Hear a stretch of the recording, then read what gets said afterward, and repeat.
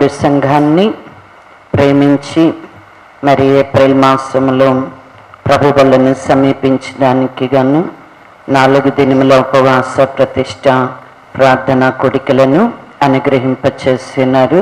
మొదటి దినముగా దేవుని సంఘముగా సమకూడినటువంటి మనతో ప్రభు మాట్లాడినట్లుగా మన మనస్సును దేవుని తట్టు త్రిప్పుకుందాం.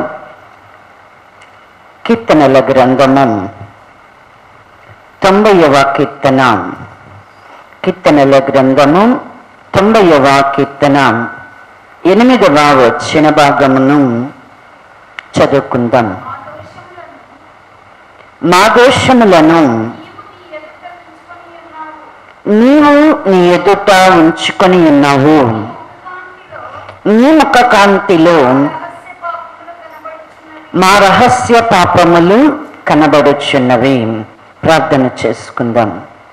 పరిశుద్ధ తండ్రి, దయగలిగిన దేవ, మహోన్నతుడా, సర్వశక్తిమంతుడా, సర్వాధికారి, సర్వకృపానిధి యగు ప్రభువా, నీ పరిశుద్ధ పాదపీఠం ఎదుట సాగిలపడిన నీ స్వరక్తమిచ్చి సంపాదించిన సంఘము నీ సన్నిధిలో ఉన్నది ప్రభువా.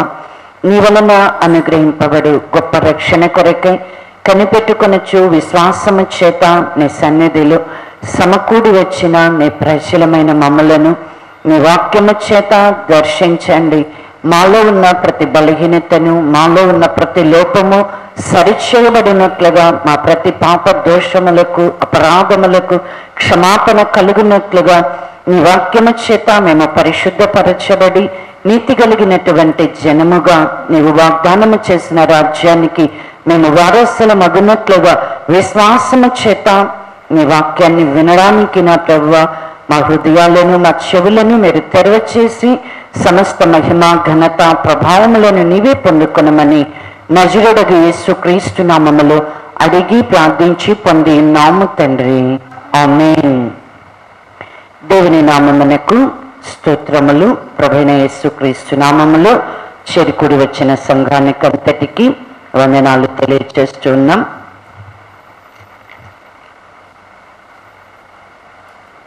ఈ కీర్తనల గ్రంథము 90వ కీర్తన మరి 8వ వచన భాగాన్ని మనం చదువుకొని ఉన్నాం. ఇది మోషే గారు రచించినటువంటి కీర్తన. అయితే కీర్తనకారుడైనటువంటి మోషే గారు మరి దేవుడు ఎటువంటి వాడో ఈ కీర్తనలో దేవుణ్ణి గూర్చి తెలియచేస్తూ ఉన్నాడు. మరి దేవుడు సృజించినటువంటి నరులమైనటువంటి మనమును ఎటువంటి వారమై ఉన్నామో కూడా ఇక్కడ మోషే గారు రాస్తూ ఉన్నారు. దేవుడైతే ఆయన యుగాలకు నీవే దేవుడు అంటున్నాడు, మాకు నివాస స్థలము నీవే అని చెప్తున్నాడు. అయితే నరులమైనటువంటి మన యొక్క ఆయుష్కాలము అనేటువంటిది ఎలా ఉన్నది అంటే చాలా కొద్దిగానే చేయబడినట్లుగా. నరులారా తిరిగి రండి అని కనుక దేవుడు పిలిస్తే మనం ఏమవుతున్నామంట, మంటికి మార్చబడుతా ఉన్నాం. అంటే దేవుడు సృజించినటువంటి ఆయన ప్రజల మీద దేవుని యొక్క కోపము అనేటువంటిదంట ఉన్నది. దేవుని కోపము చేతనే నరులైనటువంటి వారు ఏమైపోతున్నారంటే క్షీణించిపోతా ఉన్నారంట. దేవుని యొక్క ఉగ్రతను బట్టి నరులైనటువంటి వారు భూమి మీద దిగులు పడిపోతూ ఉన్నారు అని చెప్తున్నాడు. అంటూ ఇక్కడ ఏమని, మా దోషములను నీవు నీ ఎదుట ఉంచుకొని ఉన్నావు, నీ ముఖ కాంతిలో మా రహస్య పాపములు కనబడుచున్నవి అని చెప్తున్నాడు. నరుల యొక్క ఆయుష్కాలము చాలా కొద్దిగా. మనకి ఆదామును దేవుడు కలుగ చేసినప్పుడు గనక మనం చూస్తే నరుని ఎలా కలుగ చేశాడు అంటే దేవుని యొక్క స్వరూపములోనే కలుగ చేసి ఉన్నాడు. దేవుడు ఎలాగునా నిరంతరము నిలిచి ఉంటాడో అలాగే ఆయన సృజించినటువంటి నరులు కూడా నిరంతరము ఆయనతోనే జీవించాలా అని కలుగ చేసి ఉన్నాడు. కానీ ఆదాము చేసినటువంటి పాపమును బట్టి ఈ లోకంలోనికి మరణము అనేటువంటిది వచ్చి ఉన్నది. దేవుడు ఆదాముతో చెప్పాడు, ఏమని చెప్పాడు? ఇదిగో నీవు ఈ వృక్ష ఫలాన్ని కనుక, అనగా మంచి చెడుల వృక్ష ఫలాన్ని నీవు తింటే నిశ్చయముగా నీవు చచ్చెదవు అని దేవుడు ఆదాముకి ఆజ్ఞ ఇచ్చాడు. అయితే సాతాను యుక్తి కలిగి మరి అవ్వను ప్రేరేపించి మరి అవ్వ ద్వారా మరి ఆదాము దేవుని యొక్క ఆజ్ఞని అతిక్రమించినట్లుగా చేసి ఉన్నది. ఏది ఏమైనాను ఆదాము దేవుని యొక్క ఆజ్ఞను అతిక్రమించను. ఆజ్ఞాతిక్రమమే పాపము. ఈ పాపం వలన వచ్చేటువంటి జీతమే మరణమై ఉన్నది. అయితే దేవుడు మనల్ని కలుగు చేసిందేమో దేవునితో కూడా నిరంతరము జీవించేటట్లుగా కలుగ చేశాడు. ఎందుకు నరుల మీద దేవుని యొక్క కోపము అనేటువంటిది ఉన్నది? ఎందుకు నరుల మీద దేవుని యొక్క ఉగ్రత ఉన్నది?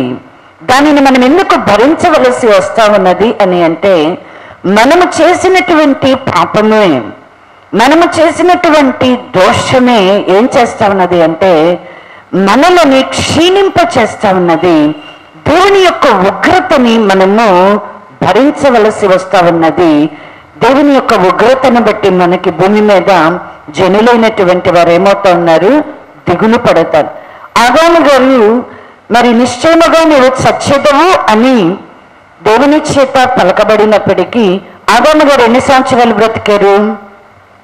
ఆదాము గారు ఎన్ని సంవత్సరాలు బ్రతికారు? ఆదికాండము 5వ అధ్యాయములో కనుక మనం చూసినట్లయితే ఆదాము బ్రతికిన దినములన్నీ 930 ఏండ్లు, అప్పుడు మృతి పొందెను అని రాయబడింది.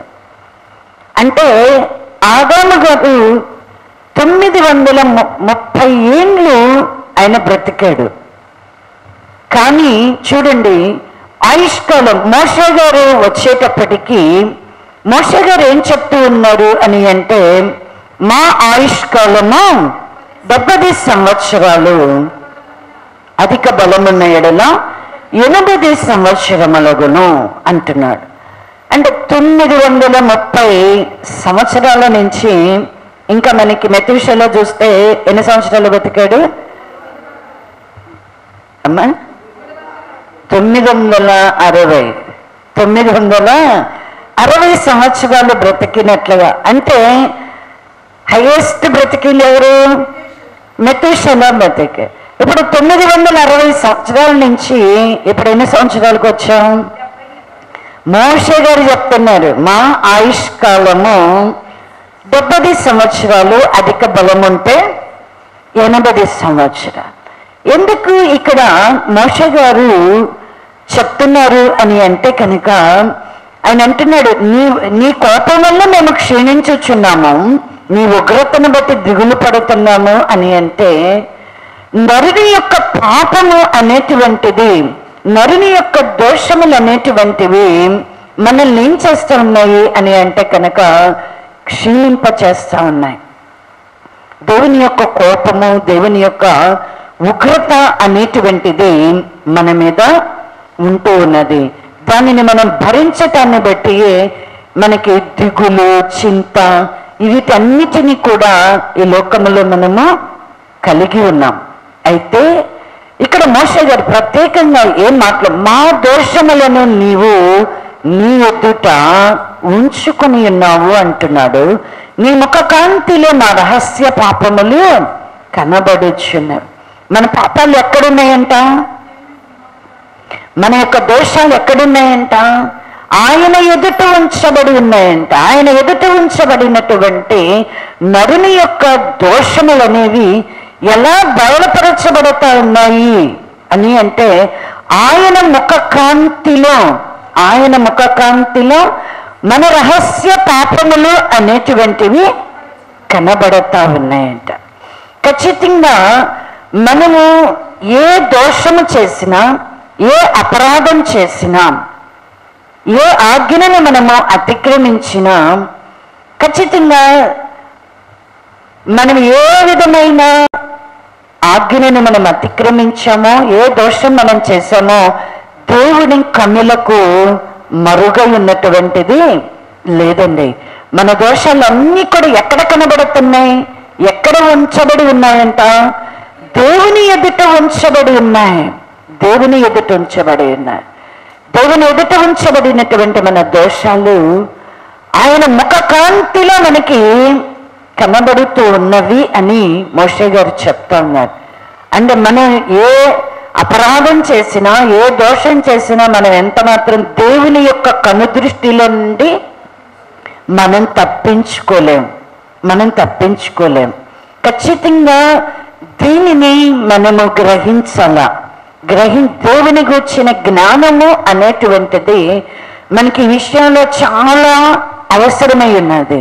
ఈ జ్ఞానం కనుక మనకుంటే ఖచ్చితంగా మనము ఏ అపరాధం చేయకుండా, ఏ పాపంలో మనం పడిపోకుండా మనం చాలా జాగ్రత్త అనేటువంటిది తీసుకుంటాం. ఎవరైనా చూస్తున్నారు అంటే మనం పాపం చేస్తామా? మనం దేవుని నమ్ముకునేటువంటి మనల్ని ఎవరైనా కనిపెట్టి చూస్తున్నారు అని అంటే ఖచ్చితంగా మనం ఎలా ఉంటాం? చాలా జాగ్రత్తగా ఉంటాం కదా. చాలా మనుష్యులు చూస్తున్నారంటేనే జాగ్రత్తగా ఉంటాం. మరి దేవుడు చూస్తున్నాడు అని అంటే మనకి ఇంకెంత జాగ్రత్త వస్తుంది అంటే ఖచ్చితంగా మనం చేసేటువంటి ప్రతి చర్య మంచిదే కానీ చెడ్డదే కానీ దేవుని కన్నులకు మరుగై ఉన్నది కాదు అనేటువంటిది మనం ఎల్లప్పుడూ కూడా జ్ఞాపకంలో ఉంచుకోవాలి. మనం దేవుని నమ్మిన వారం. ఈ జ్ఞానం అనేది మనకి చాలా అవసరం. దుష్టులైతే ఏమనుకుంటారు అంటేనంట, దేవుడు లేడు అనుకుంటారంట. దేవుడు చూడడం లేదు అని వారు తలంచుకునేవారుగా ఉంటారంట. చూడండి, కీర్తనల గ్రంథము 10వ కీర్తన, కీర్తనల గ్రంథము 10వ కీర్తన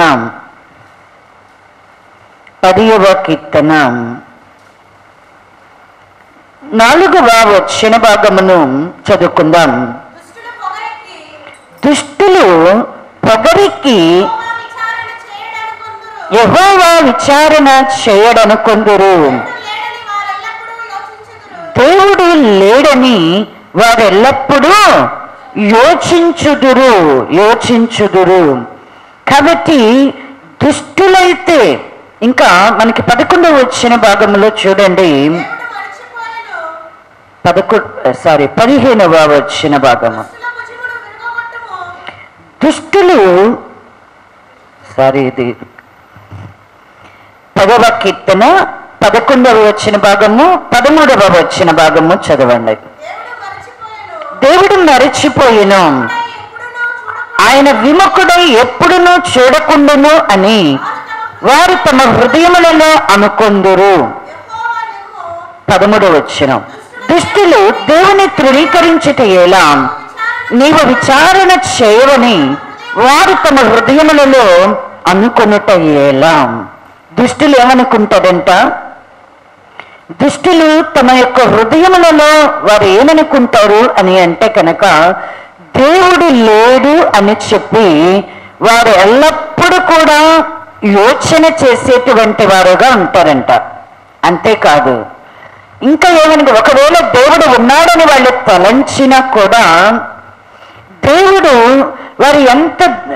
వారు ఎంత దుర్మార్గంగా, ఎంత దుష్టత్వాన్ని చేస్తూ ఉన్నా కూడా వాళ్ళు ఏమనుకుంటారు అంటే దేవుడు మరచిపోయాడు అని అనుకుంటారంట. ఆయన విముఖుడై ఎప్పుడునూ చూడకుండాను అని చెప్పి వారు తమ హృదయములలో వారు అంటే దేవుడు ఉన్నా కూడా చూడడు, ఆయన విముఖుడే, ఆయనంట చూడకుండాను అని చెప్పి వారు తమ హృదయాలలో అనుకుంటారంట. అంతేకాదు, నువ్వు విచారణ చేయవు అని చెప్పి వారు తమ యొక్క హృదయాలలో అనుకునేటువంటి వారుగా. అంటే దుష్టులైతే ఎలా ఉంటారు?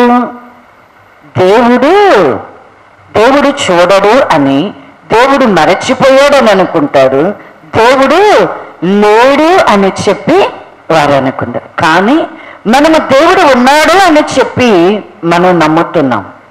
నమ్మిన మనము ఖచ్చితంగా మనం చేసేటువంటి ప్రతి క్రియ మంచిదే కానీ చెడ్డదే కానీ సమస్తము కూడా దేవుడు చూస్తున్నాడు అనేటువంటిది మనం ఎరిగి ఉండాలా. అందుకనే ఇక్కడ చూడండి, దావీదు గారు చెప్తూ ఒక మాట అంటున్నాడు. 69వ కీర్తన 5వ వచ్చిన భాగంలో చెప్తున్నాడు కదా, దేవా నా బుద్ధిహీనత నీకు తెలిసే ఉన్నది, నా అపరాధములు నీకు మరుగైనవి కావు. ఏమంటున్నాడు దావీదు గారు? ఏమంటున్నాడు? నా బుద్ధిహీనత అనేది నీకు తెలిసేన, నా అపరాధాలు నీకు మరుగై ఉన్నవి. దేవుని యొద్దకు వచ్చినటువంటి ప్రతి ఒక్కరము కూడా మనం ఏ పాపమో చేయలేదనో, నాలో ఏ దోషము లేదని దేవుడు చూడలేదు. ఒకవేళ చూసినా దేవుడు చూసి చూడనట్లుగా నన్ను విడిచిపెడతాడు, లేకపోతే నేను చేసినటువంటి దోషము మరచిపోతాడు అని చెప్పి మనం ఎంత మాత్రమో అనుకోకూడదు. ఏదైనా బుద్ధిహీనత చేత మనం ఏదైనా అపరాధం చేసినా సరే ఖచ్చితంగా దాన్ని దేవుడు చూశాడు, దేవుడు ఎరిగి ఉన్నాడు. దీనిని ఖచ్చితంగా మన ముందు పెట్టి గద్దిస్తాడు, దీనికి తగినటువంటి శిక్షను మనము భరించాల్సిందే అనేటువంటి జ్ఞానాన్ని దేవుని పిల్లలంగా మనం కలిగి ఉండాలి. దేవుడు మర్చిపోయాడులే, దేవుడు చూడట్లేదులే అని మనం ఎంత మాత్రమో అనుకునేటువంటి వాళ్ళంగా ఉండకూడదు. చూడండి, కీర్తనల గ్రంథంలోనే దావీదు గారే మాట్లాడుతూ, కీర్తనల గ్రంథము 19వ కీర్తన 12వ వచ్చిన భాగమును చదువుకుందాం. తన పొరపాటులు కనుగొనగలవాడెవడు? నేను రహస్యముగా చేసిన తప్పులు క్షమించి నన్ను నిర్దోషినిగా తీర్చుము. ఏమంటున్నాడు? తన పొరపాటులు కనుగొనగలిగిన వాడు ఎవడు? ఖచ్చితంగా దేవుని ప్రజలలో ఉండవలసినటువంటిది, మనం ఏదైనా పొరపాటు చేస్తే ఖచ్చితంగా దాన్ని గ్రహించేటువంటి మనస్సాక్షి అనేది మనలో ఉండాలండి. నీవు చిన్న పొరపాటుగా ఏ మాట మాట్లాడినా, పొరపాటుగా ఎవరిని గుర్చినా ఒక చిన్న ఆలోచనని హృదయంలో మొలిచినా సరే ఖచ్చితంగా దాని విషయమై నువ్వు దేవుని సన్నిధిలో ఒప్పుకోవాల్సిందే, నువ్వు పశ్చాత్తాపడాల్సిందే. నీ పొరపాటు ఏంటో నువ్వు ఖచ్చితంగా గ్రహించినప్పుడే నువ్వేం చేస్తావు? నువ్వు ఒప్పుకుంటావు. దాని వలన కలిగేటువంటి దోషం అనేది నివారింపబడాలి అని అంటే పశ్చాత్తాపడతాం. మన యొక్క అతిక్రమాలను మనం కప్పి పెట్టుకునేటువంటి వారముగా ఉండకూడదు. మన అతిక్రమములను మనం ఒప్పుకొని మనము విడిచిపెట్టగలిగితేనే దేవుని యొక్క కనికరము అనేటువంటిది మన మీద ఉంటుంది. దీనిని ఎప్పుడు కూడా దేవుని పిల్లలు అది చిన్నదిలే లేకపోతే పెద్దదిలే అనే దోషమును గూర్చి చిన్నదని లేకపోతే గొప్పదని మనం యోచన చేయకూడదు. చిన్నదైనా సరే, నీ హృదయంలో పుట్టినటువంటి ఆలోచన అయినా సరే, లేదా నీ చేతులతో చేసినటువంటి గొప్ప పాపమైనా సరే, ఏదైనా సరే నువ్వేం చెయ్యాలా? దేవుడు చూస్తున్నాడంటే గ్రహింపును మనము కలిగి ఉండాలి. అందుకే దావీదు గారు అంటున్నాడు, తన పొరపాటులు కనుగొనగలిగిన వాడెవడు? ఖచ్చితంగా మనం గ్రహించగలుగుతున్నామా? మన పొరపాట్లు ఏంటో గ్రహించగలుగుతున్నామా? లేకపోతే నాలో ఏ దోషం లేదు, నేనే పాపము చేయలేదు అని మనల్ని గూర్చి మనం ఎంచుకుంటూ ఉన్నామా? ఇది ఎంత మాత్రము మనకి తగినది కాదు. ఖచ్చితంగా దేవుని యుద్ధకు వచ్చిన ప్రతి మారు కూడా మనల్ని మనం పరీక్షించుకోవాలా, మనల్ని మనం పరిశీలనగా చేసుకోవాలా. దేవుని దృష్టికి విరోధమైనటువంటి పాపము మన హృదయంలో ఎక్కడైనా ఉన్నదేమో, మన నోట నుండి ఏదైనా వచ్చినదేమో, మన క్రియలలో మన నడతలలో ఏదైనా పాపము, మన ప్రవర్తనలో ఏదైనా పాపము అనేటువంటిది దేవుడు చూస్తున్నాడేమో, కనిపెట్టి చూస్తున్నాడేమో.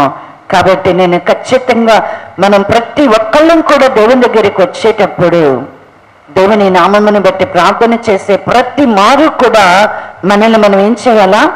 పరీక్షించుకోవాలా.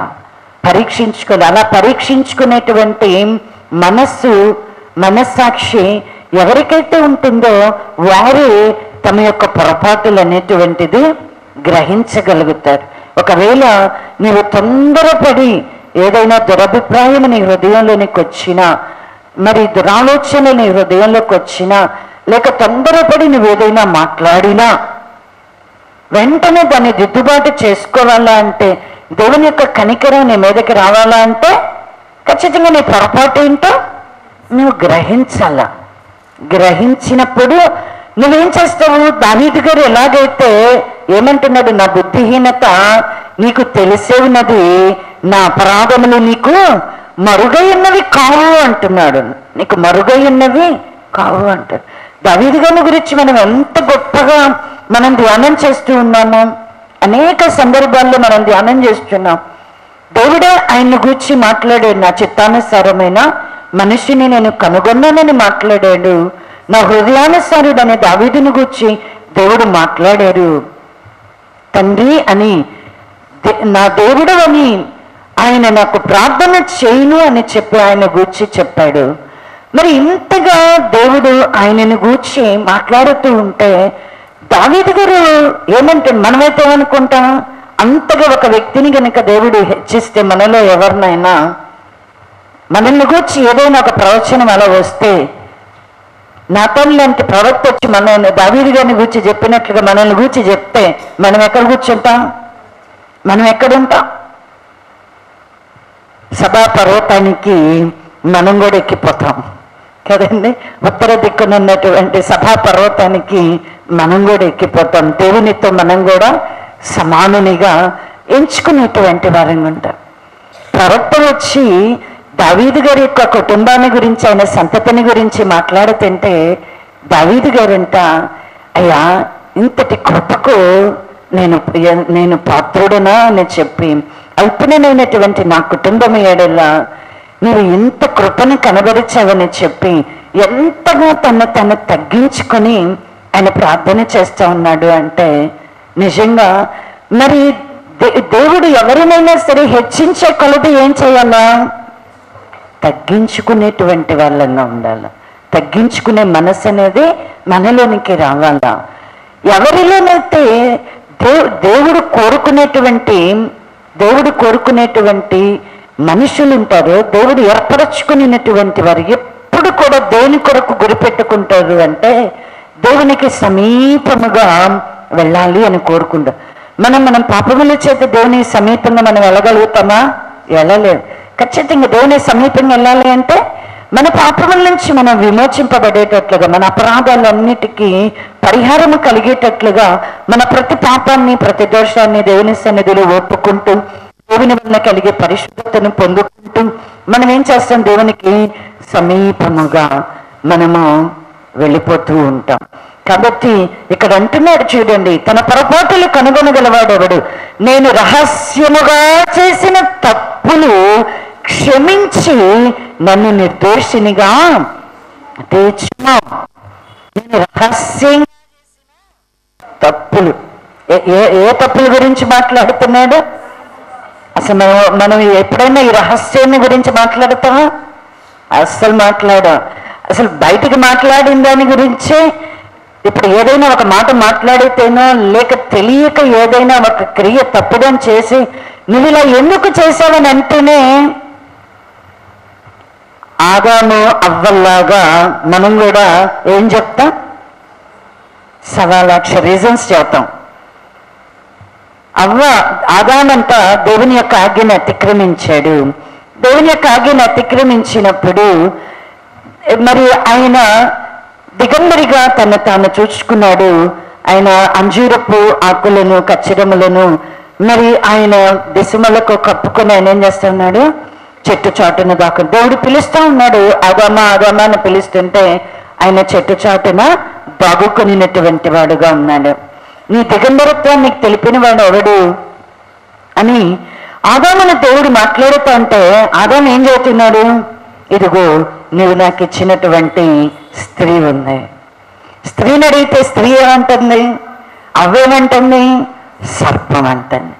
అంటే మనం కూడా ఏదైనా ఒక అపరాధము ఏదైనా ఒక దోషం చేసినప్పుడు, అంటే అందరికీ బాహాటంగా తెలియబడేటప్పుడు ఏదైనా ఒక మాట మనం మాట్లాడినప్పుడు కానీ అందరికీ కనబడేటట్లుగా ఏదైనా ఒక దోషం చేసినప్పుడు ఎందుకు నువ్వు ఇలా చేసావని చెప్పి ఎవరైనా అడిగితే ఏం చెప్తా, వాళ్ళ మీద వీళ్ళ మీద చెప్తావే కానీ నేను దేవుని యొక్క ఆజ్ఞని దేవునికి విరోధంగా నేను పాపము చేసి తిని అని చెప్పి మనం ఒప్పుకుంటామా?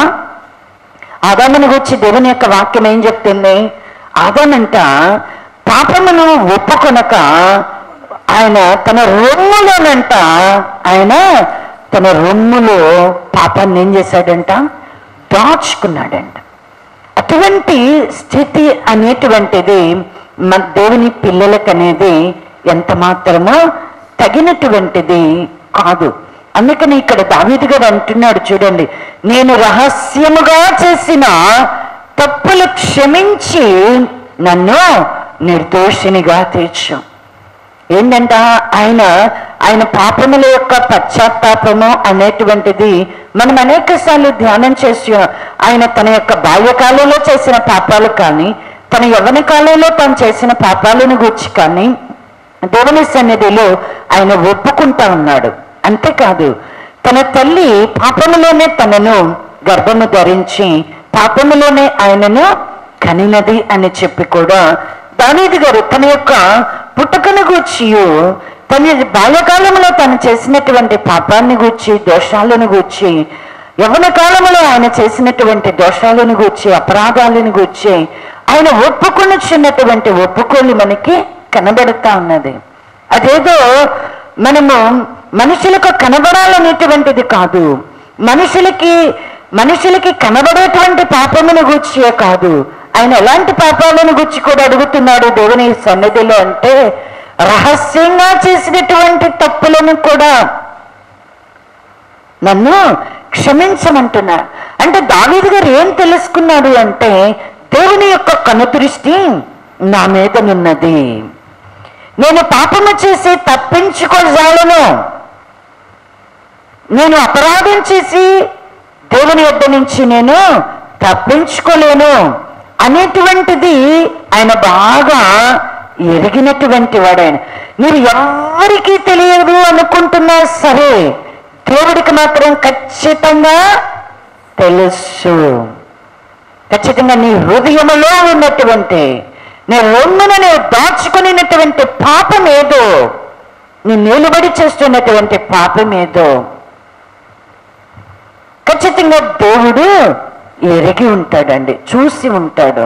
కాబట్టి దేవుని యొద్దకు వచ్చిన మనము ఎలాగైతే మోషే గారు ఎలాగైతే దావీదు గారు దేవుని గురించి ఎలా ఎరిగి ఉన్నారో మనము కూడా ఎరిగి ఉండాలి. రహస్యంగా చేసేటువంటి పాపాలను మనము క్షమించమని అడిగేటువంటి వారముగా ఉండాలా. ఇక్కడ చూడండి ప్రసంగి గ్రంథంలో కూడా సొలొమోను గారు కూడా చెప్తూ ఉన్నారు. ప్రసంగి గ్రంథము 14వ అధ్యాయము ప్రసంగి గ్రంథము 12వ అధ్యాయము 14వ వచన భాగమును గూఢమైన ప్రతి అంశమును గూర్చి దేవుడు విమర్శ చేయనప్పుడు ఆయన ప్రతి క్రియను అది మంచిదే కానీ చెడ్డదే కానీ తీర్పులోనికి తెచ్చును. ఏమంటున్నాడు సొలొమోను గారు కూడా ఏం చెప్తున్నాడు, గూఢమైనటువంటి ప్రతి అంశమును గూర్చి మనము పాపముల విషయంలో కానీ లేక దేవుని యొక్క ఆజ్ఞలను గైకొనేటువంటి విషయంలో కానీ మనుషులకి కనబడకుండా రహస్యంగా చేసేటువంటి ఉంటాయి చూసారా, అంటే మంచివి కానీ చెడ్డవి కానీ గూఢమైనటువంటి ప్రతి అంశాన్ని గురించి కూడా దేవుడు విమర్శ చేసేటప్పుడు ఏం చేస్తాడంట? తీర్పులోనికి తెస్తాడు. ఇప్పుడు యేసుక్రీస్తు ప్రభువారు బోధిస్తూ ఆయన ఒక మాట మనకి మత్తయి సువార్త 5వ అధ్యాయంలో కనుక మనం చూసామనుకోండి, ఎవరికైనా సరే మనం దానం చేసేటప్పుడు ఎలా చేయాలని చెప్తున్నాడు? కుడి చేతితో ఇచ్చినది ఎడమ చేతికి కూడా తెలియకుండా రహస్యంగా చేయమంటున్నాడు కదా, రహస్యంగా చేయమంటున్నాడు. అయితే ఇప్పుడు నువ్వు చేసింది ఎవరికి కూడా తెలియదు. నువ్వు చేసినటువంటి మేలు అనేది, నువ్వు చేసినటువంటి ఉపకారం అనేది ఎవరికి కూడా తెలియకుండా చేయమంటున్నాడు. మానవ స్వభావం ఎలా ఉంటుంది అంటే కనుక, మానవ స్వభావం ఎలా ఉంటుంది అంటే, దేవుడు రహస్యంగా చేయమని చెప్పిన దాన్నేమో బాహాటంగా చేస్తాం. అందరికీ ఏం చేస్తాం? చాటింపు వేసుకుంటాం, చాటింపు వేసుకొని చేస్తూ ఉంటాం కదండి. ఎందుకు? మనం చేసింది ఏంటో, మనం చేసిన మేలేంటో మంచి ఏంటో తెలియాలి అని మనం కోరుకుంటాం. ఇక్కడ నువ్వు రహస్యంగా ఏదైతే చేసావో, తప్పులు చేసావో, దీన్ని ఒప్పుకోమంటే దీన్ని మాత్రం అసలు అంటే మనుషులకి ఎవరికి తెలియకూడదు. మనం చేసిన తప్పులు ఎవరికి తెలియకూడదు, దేవుడికి కూడా తెలియదు అన్నట్లుగా ఇది రహస్యంగానే ఉండాల. అందుకే దాని గురించి కూడా మనం ఏం చేయం? ప్రార్థన కూడా రహస్య దానిగా చేసినట్లు అడుగుతావా? రహస్య పాపాలు నన్ను క్షమించు ప్రభువా, నాలో ఏవైతే ఉన్నాయో రహస్యముగా నేను చేసే, మనుషుల కంటికి కనబడకుండా నేను చేసినటువంటి దోషమేదో అపరాధమేదో క్షమించు ప్రభువా అని అడుగుతామా? అడిగినా కూడా ఎలా అడుగుతాము అంటే, ఇది మనకుగా జ్ఞానము కలిగి మన మనస్సాక్షి మన మీద దోషారోపణ చేస్తుంటే అడిగినట్టుగా కాదు. కానీ ఏదో ఇక్కడ వాక్యం చెప్పినప్పుడు మోషే గారు చెప్పినట్లుగా, దావీదు గారు చెప్పినట్లుగా అడగండి అంటే ఒకటే మాట అడుగుతాం. ఏంటో కూడా అడగకుండా, అయ్యా నా రహస్య పాపాలు ఏదైనా ఉంటే నన్ను ఒకే మాటలో నీలో ఉన్న అన్నిటిని గురించి ఒక్క మాట చెప్పేసేస్తావు దేవుని దగ్గర. అంతేగాని నువ్వు రహస్యంగా ఏం చేసావో అడుగుతావా? అడగు. దేవుడు నీ రహస్య పాపాలని దేవుని సన్నిధిలో ఏం చేస్తున్నాడు? దేవుని సన్నిధిలో కనబడుతూ ఉన్నాయి. ఆయన ముఖ కాంతిలో మన రహస్య పాపాలు అనేటువంటివి కనబడుతూ ఉన్నాయి. మన దోషాలన్నీ ఆయన ఎదుట కనబడుతూ ఉన్నాయి, ఆయన ఎదుట ఉంచబడి ఉన్నాయి. దీనిని మనం ఎన్నడూ కూడా మరచిపోకూడదు. అందుకే ఇక్కడ సొలొమోను గారు మంచిదే కానీ చెడ్డదే కానీ గూఢమైనటువంటి ప్రతి అంశము కూడానంట విమర్శ చేసేటప్పుడు, దేవుడు విమర్శ చేసేటప్పుడు అవి తీర్పులోనికి వస్తాయి. నువ్వు రహస్యంగా మంచి చేసావా, మేలు చేసావా, దానికి తగినటువంటి ఫలాన్ని దేవుడు నీకు అనుగ్రహింపచేస్తాడు. నువ్వు రహస్యంగా బయటికి భక్తి కలిగి కనబడుతున్నావు, మంచి విశ్వాసులాగా ప్రార్థన చేస్తున్నావు, వాక్యం చెప్తున్నావు, మరి ఎక్కడ ప్రార్థన అంటే అక్కడికి వెళ్తూ ఉన్నావు. కానీ నీ రహస్య పాపాలని కనుక నీ ఒప్పుకోకపోతే విమర్శ దినాన ఖచ్చితంగా దేవుడు ఏం చేస్తాడు? తీర్పులోనికి తీసుకొని వెళ్తాడు. కాబట్టి ఏం చేయాలి? ఏదైనా మంచి చేసేటప్పుడేమో రహస్యంగా చేయాలి. పాపం అనేటువంటిదేమో రహస్యంగా చేసిందైనా, కంటే కనబడేది బాహాటంగా చేసిందైనా సరే ఏం చేయాలా? ఖచ్చితంగా నీ పాపాన్ని నీవు ఒప్పుకొని ఇది విడిచిపెట్టేటట్లుగా దేవునికి వచ్చినటువంటి జ్ఞానం అంటే ఆయన పాపాన్ని సహించలేని దేవుడని, ఏ పాపిని కూడా, ఏ దోషిని కూడా ఆయన నిర్దోషిగా ఎంచడు. ఎందుకు? దావీదు గారు తన పొరపాటులు కనుగొనగలవాడు ఎవడు అని, నా రహస్య పాపాలను క్షమించి నన్ను నిర్దోషినిగా తీర్చుము అని అడుగుతున్నారు. ఎందుకు అడుగుతున్నారు? ఆయన ఏ పాపిని, ఏ దోషిని కూడా ఆయన నిర్దోషిగా ఎంచడండి, ఎంచడు. కాబట్టి దేవుని పిల్ల ఆయన చూడట్లేదు అనేది మాత్రం మనం ఎంత మాత్రమో అనుకోకూడదు. దేవుడు మంచివారినేమి చెడ్డవారి మీదనేమి ఆయన తన కన్ను దృష్టిని నిలిపి ఉన్నాడు. ఆకాశంలో నుండంట నరులందరినీ కూడా ఆయన చూస్తున్నాడు. అంతేకాదు మన హృదయాలను ఆయన పరిశోధిస్తా ఉన్నాడు. మన అంతరింద్రియాలను ఆయన పరిశీలించచ్చు. నీ హృదయములో ఏమున్నదో కూడా, మన హృదయము కన్నా కూడా ఆయన ఏమై ఉన్నాడంట? అధికుడై. మన హృదయము కన్నా ఆయన అధికుడై ఉన్నాడు అని వాక్యం చెప్తూ ఉన్నది. ఖచ్చితంగా దేవుని పిల్లలము ఏం చేయాలి? దేవుడు చూస్తున్నాడు అనేటువంటిది, దేవుడు మనల్ని ఎరిగి ఉన్నాడు, ఆయనకు మరుగై ఉన్నది ఏది లేదు అనేటువంటి సంగతిని మనము గ్రహించినటువంటి వారమై దేవుని సన్నిధిలో మనల్ని మనమే ఎల్లప్పుడూ కూడా పరిశుద్ధులముగాను, నిర్దోషులముగాను, నిందారహితులముగాను మనల్ని మనము కనబరుచుకునేటువంటి వారంగా ఉండాలా. ఆయన దూతలలో ఉన్నటువంటి లోపాలనే ఆయన కనుగొనుచున్నటువంటి దేవుడు. మనం ఎవరము? మంటి వంటి వాళ్ళం. మనం మంటి వంటి వాళ్ళం. మనలో ఉన్నటువంటి లోపాలను ఆయన చూడడా? ఖచ్చితంగా మనలో ఎన్ని కనపడతాయి? దూతల్లోనే ఆయన లోపాలను కనుగొనుచున్నాడంటే మనలో మరి ఇంక ఎన్ని లోపాలు అనేటువంటివి మనలో కనబడుతూ ఉంటాయి. కాబట్టి దేవుడు చూచుచున్న దేవుడని, ఆయనకు మరుగై ఉన్నది ఏది కూడా లేదు అనేటువంటి సంగతిని మనము గ్రహించినటువంటి వారమై ఉండాలా. మరి ప్రభు బలిలోనికి వెళ్ళేటువంటి మనం పరిశుద్ధపరచబడడానికి దేవుని యొద్దకు వచ్చినటువంటి మనం ఖచ్చితంగా దేవుని వలన కలిగే పరిశుద్ధత కొరకు దేవుని సన్నిధిలో కనిపెట్టుకునే మనం ఖచ్చితంగా దేవుని యొక్క వాక్యానికి మనము లోబడేటువంటి వరముగా ఉండాలా. దేవుని యొక్క వాక్యం అనేటువంటిది మనలో నెరవేర్చబడేటట్లుగా దేవుని యొక్క వాక్యానికి మనల్ని మనము అప్పగించుకునేటువంటి వరంగా ఉండాలా.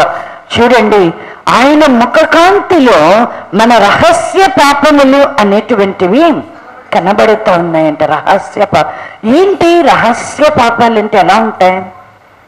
రహస్య పాపాలు అంటే అవి ఎలా ఉంటాయి? మనం వెలుపటికి ఎలా ఉంటాము అంటే భక్తి కలిగిన వారిలాగా ఉంటాం. వెలుపటికి మనం ఎలా ఉంటాము అంటే విశ్వాసంగా కనబడుతాం. ఎప్పుడు మనం లేస్తే ఉదయం లేవగానే మనం ప్రార్థన చేస్తాం. దినానికి ముమ్మారు ప్రార్థన చేస్తాం, వాక్యం చదువుతాం. మనం అనేకుల పక్షంగా ప్రార్థన చేసే వాళ్ళంగా ఉంటాం.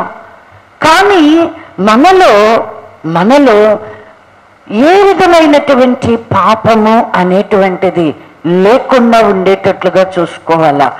ఏంటి రహస్య పాపాలు అని అంటే అవి ఎలా మనలో కనబడతాయి, అవి ఎలా ఉంటాయి అని అంటే గనక చూడండి, దేవుని యొక్క వాక్యంలో గనక మనం చూసినట్లయితే ఎహెజ్కేలు గ్రంథము 28వ అధ్యాయము 15వ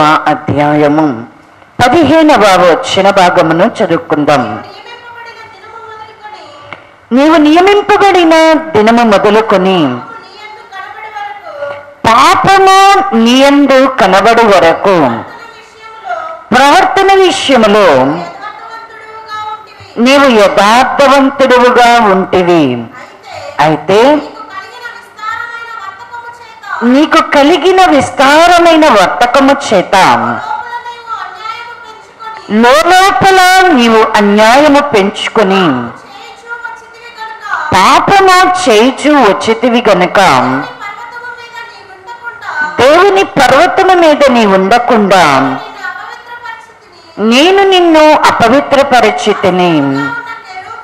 ఆశ్రయముగా ఉన్న కెరూబు కాలుచున్న రాళ్ల మధ్యను నీవికను సంచరింపవు.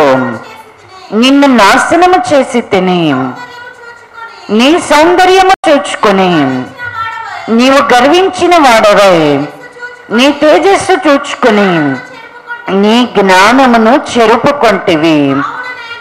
కావున నేను నిన్ను నేలను పడవేసెదను, రాజులు చూచుచుండగా నిన్ను హేళనకు అప్పగించెదను. ఇక్కడ తూరు రాజును గూర్చి చెప్పినట్లుగా ఇక్కడ దేవుడు మాట్లాడుతూ ఉన్నాడు. ఇది సాతానును గూర్చి, అనగా సాతాను మొదట ఎలా ఉన్నది అని అంటే ఇది మహిమ కలిగినటువంటి కెరూబుగా ఉన్నది. అయితే దేవుడు దీనిని పరిపూర్ణమైనటువంటి జ్ఞానమును సంపూర్ణమైనటువంటి సౌందర్యమును కలిగినటువంటి కట్టడానికి మాదిరిగా దేవుని యొక్క తోట అయినటువంటి ఏదెనులో దీనిని ఉంచి ఉన్నాడంట. దీనికి ఈ మహిమ కలిగినటువంటి కెరూబు, ఈ కెరూబుకి అనుగ్రహించబడినటువంటి సౌందర్యాన్ని గూర్చి కూడా ఇక్కడ చాలా గొప్పగా వ్రాయబడుతూ ఉన్నది.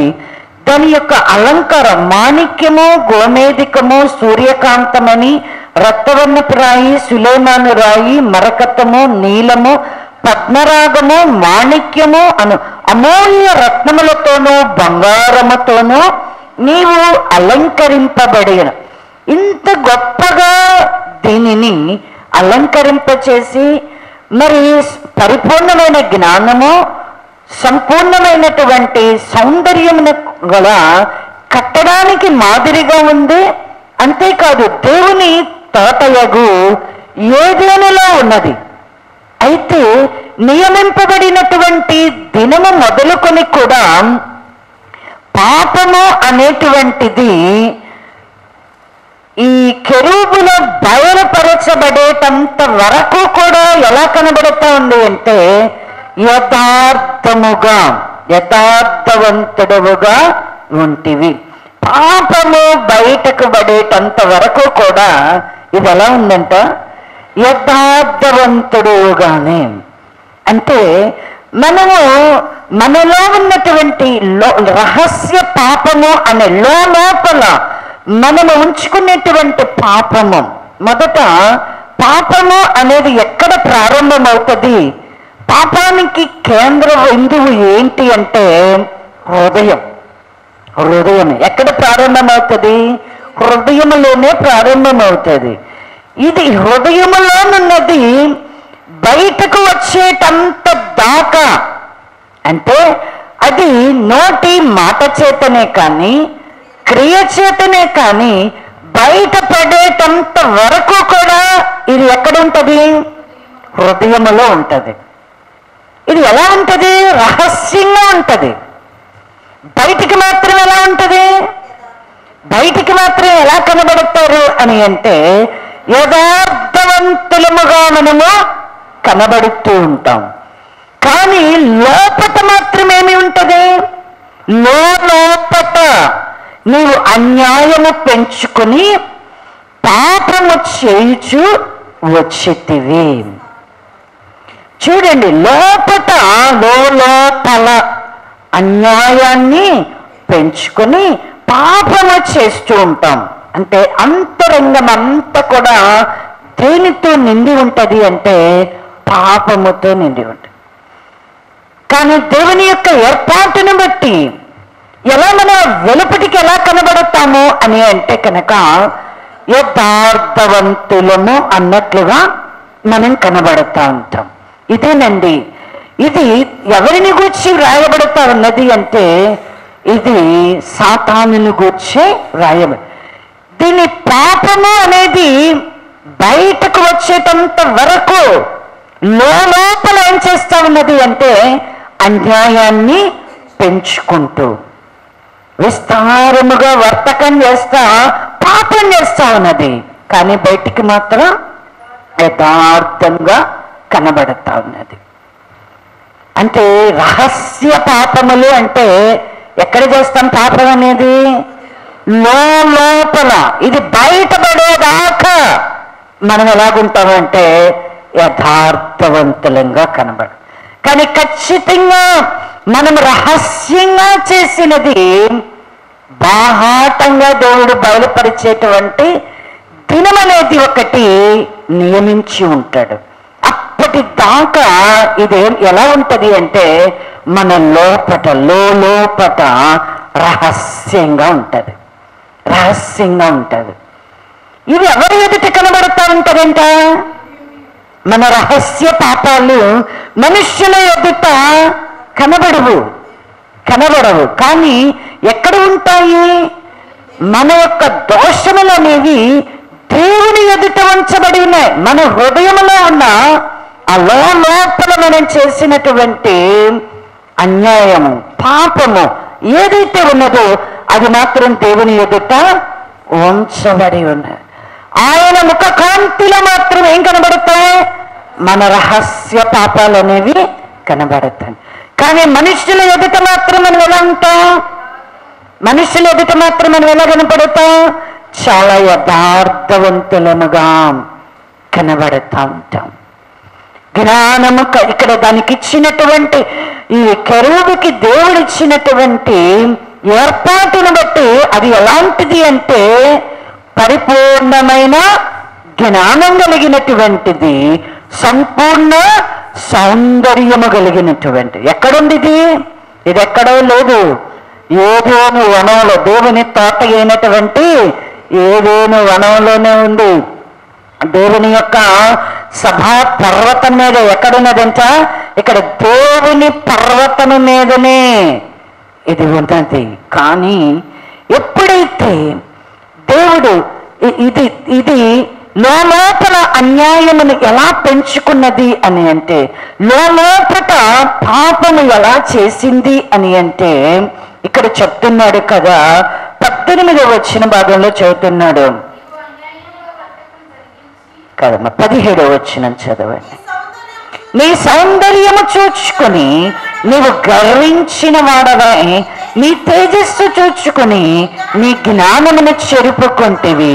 కావున నేను నిన్ను నేలను పడవేసేదను, రాజులు చూచుచుండగా నిన్ను హేళనకు అప్పగించెదను.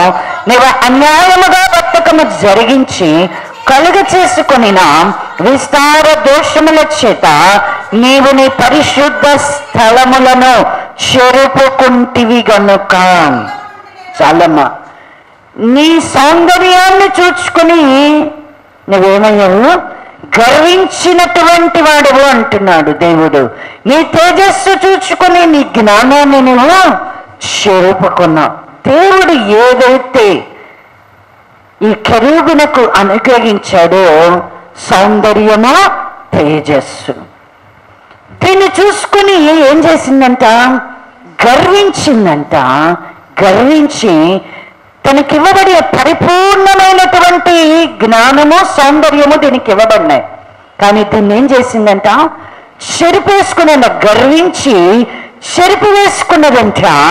చెరిపివేసుకునడాన్ని బట్టి విస్తారమైనటువంటి దోషముల చేత నీవు నీ పరిశుద్ధ స్థలములను చెరుపుకుంటివి గనక.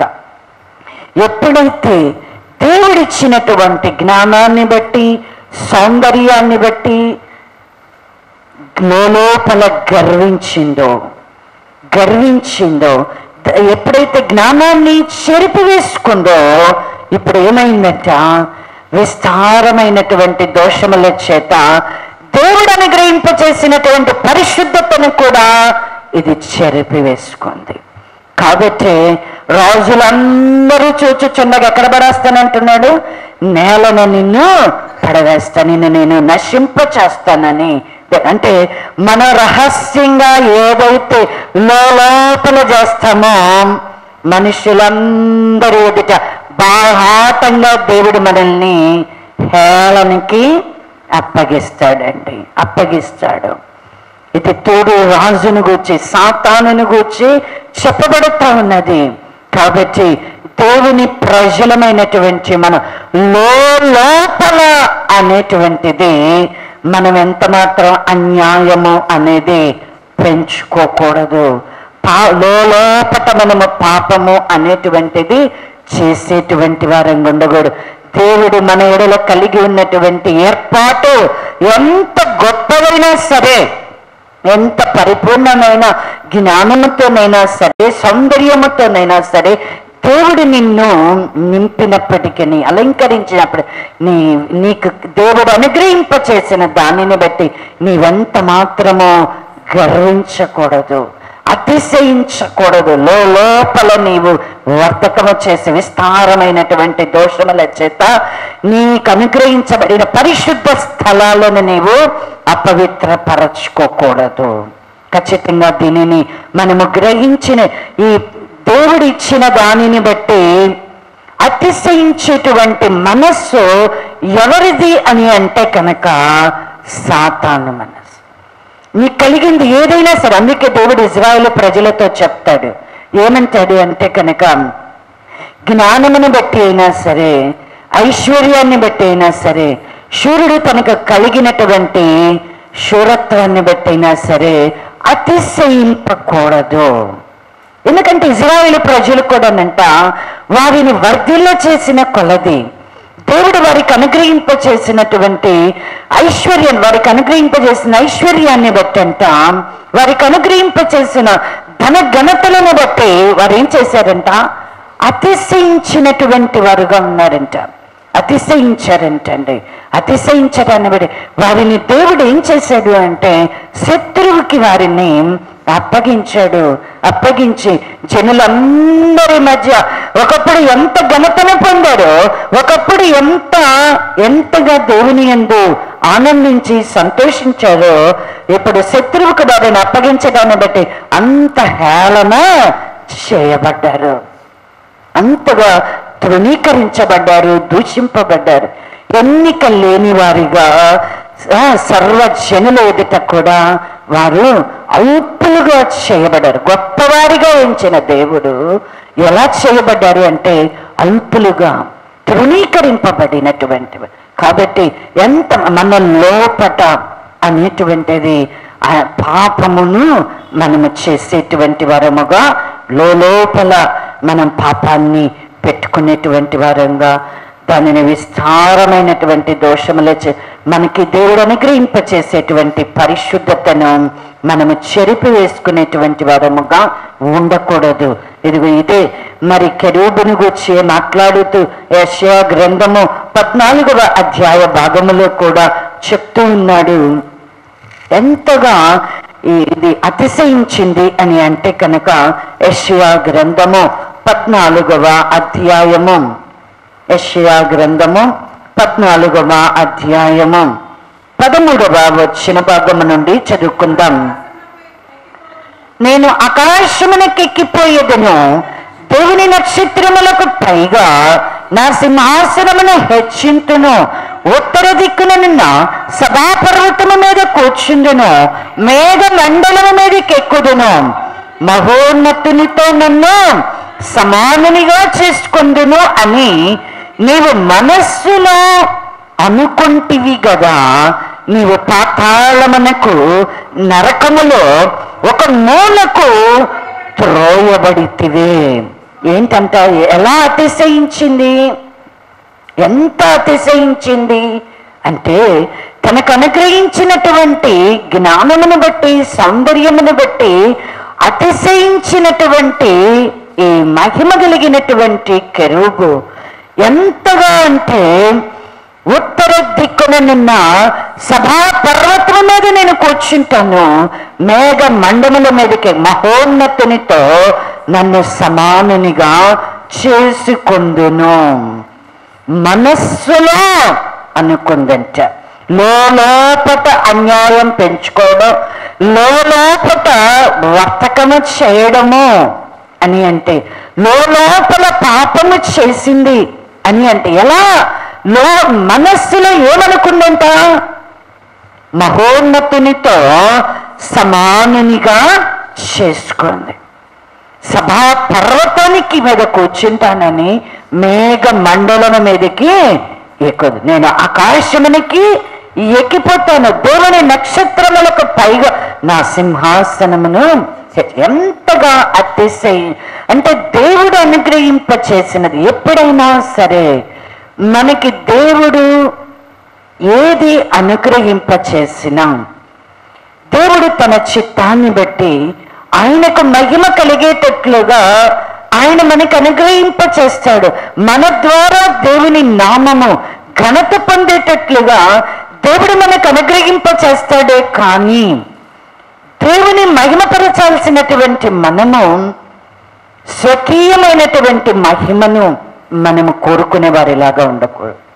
అంటే మనం మెప్పు పొందాలని కోరుకోకూడదు, మనల్ని మెచ్చుకోవాలని మనం కోరుకోకూడదు, మనల్ని మనమే మెచ్చుకునేటువంటి వారంగా ఉండకూడదు. నువ్వు ఏ పని చేసినా దేవుడు నీకు ఇచ్చిన దానిని, దేవుడు నిన్ను ఏర్పరచుకునేటువంటి ఏర్పాటును బట్టి నువ్వు ఎంత గొప్పగా పరిచర్య చేసినా, నువ్వు ఎంత గొప్పగా దేవుని సన్నిధిలో నీవున్నా ఖచ్చితంగా నువ్వు ఎలా ఉండాలా? దేవుడు హెచ్చించిన కొలది నిన్ను నీవు తగ్గించుకునేటువంటి మనస్సు అనేది మనలో ఉండాలే కానీ లోపల మనము దేవునితో సమానులముగా మనల్ని మనము హెచ్చించుకోకూడదు. ఇదిగో అంటే మనమైతే ఈ మాట మనం వాడం కానీ మహోన్నతునితో నన్ను సమాననిగా చేసుకుందినని మనం అనుకోము. కానీ మనం ఎలా ఉంటాము అని అంటే మనకు కలిగినటువంటి జ్ఞానాన్ని బట్టు, మనకు కలిగినటువంటి ఐశ్వర్యాన్ని బట్టు, మనకు కలిగినటువంటి మనకిచ్చినటువంటి బలాన్ని బట్టు మనం ఏమవుతాము అంటే అతిశయించవలను. అతిశయము అనేటువంటిది, గర్వము అనేటువంటిది నాశనానికి ముందు నడుస్తూ ఉంటాయి. ముందు నీవు దేవుడికి ఇచ్చిన దాన్ని బట్టి నువ్వు అతిశయించావు అంటే ఖచ్చితంగా నీ పక్కనే వెంటనే ఏముంటది అంటే కనుక నాశనము అనేటువంటిది ఉంటది. చూడండి ఇక్కడ ఇక్కడేమో యెషయా గ్రంథంలోనైతే బబులోను రాజును గురించి చెప్పినట్లుగా అపహాస్యపు గీతాన్ని ఎత్తి ఇలా పాడుదు అని చెప్పి ప్రభువు మాట్లాడుతూ ఉన్నాడు. మరి బబులోను రాజైనటువంటి నెబుకద్నెజరును గూర్చి కూడా మనకు రాయబడి ఉన్నది. దానియేలు గ్రంథములో చక్కగా రాయబడి ఉన్నది. మరి నెబుకద్నెజరుకు వచ్చినటువంటి కళను బట్టి మరి దానియేలును ఆయన యొద్దకు పిలిపించుకునేటప్పుడు దానియేలు గారు ఆయనకి ఆ కళ యొక్క భావాన్ని, అర్థాన్ని ఆయన చెప్తూ ఉన్నాడు. చూడండి దానియేలు గ్రంథము,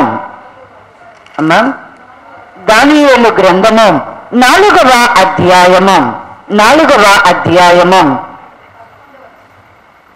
30వ వచన భాగాన్ని చదువుకుందాం.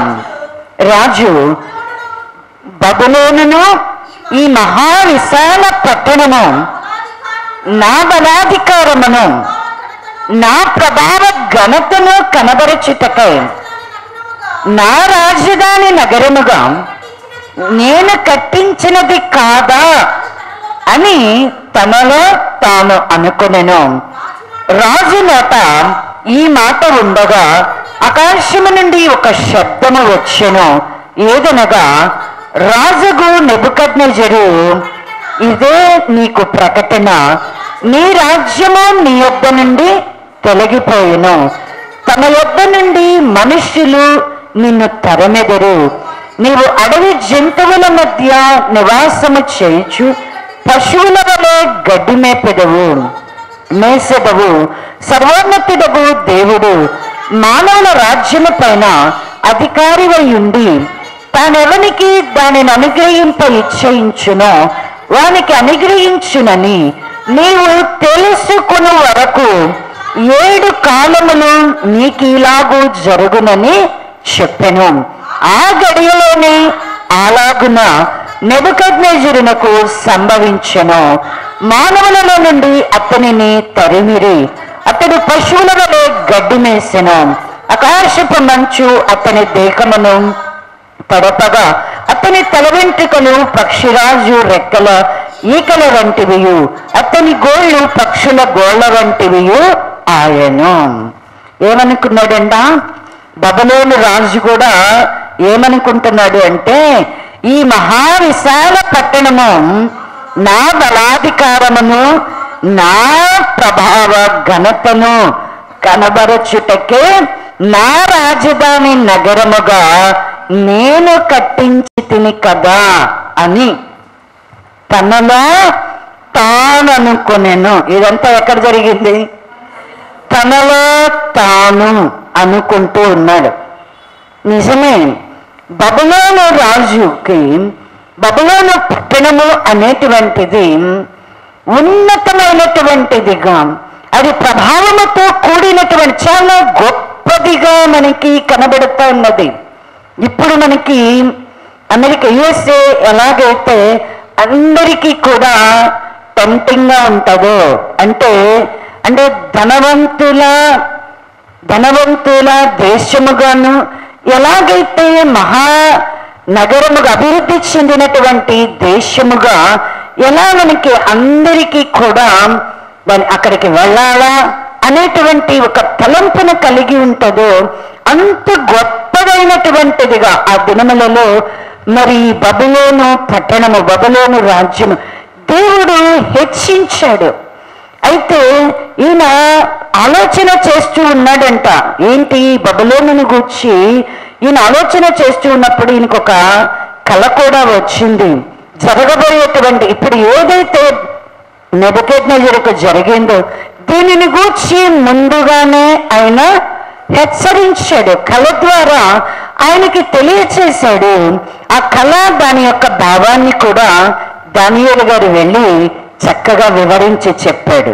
కానీ ఇవన్నీ మనకు తెలిసినవి కనుక నేను చెప్పడంలా, ఇవన్నీ ఎంత బాగా దానియేలు గారు ఆ కళ భావాన్ని చెప్పినప్పటికీ, అలాంటి నేనే దీనిని కట్టి తినని తనలో తను అనుకోకుండా దేవుడు ముందుగానే హెచ్చరించినా కూడా ఆ బబులోను గూర్చినటువంటి తాను కట్టినటువంటి ఆ నగరాన్ని గూర్చి, ఆ పట్టణాన్ని గూర్చి దానిని చూస్తూ ఉన్నప్పుడు తాను అనుకోకుండా ఉండలేకపోయాడు.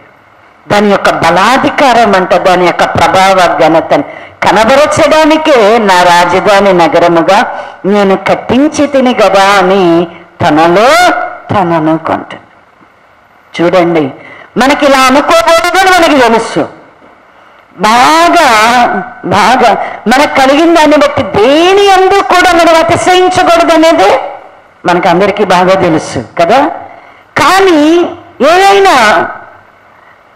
మనకి ఐశ్వర్యం వస్తేనో, లేకపోతే బంగారాన్ని కలిగి ఉంటేనో, లేకపోతే ఒక మంచి ఇంటిని మనం ఒక ఇల్లు బాగా కట్టుకున్నాం అనుకో, దాన్ని చూసి ఏం చేస్తాం? చాలా ముచ్చటపడి నేనే కదా దీన్ని ఇంత బాగా కట్టించాను అనుకుంటాం.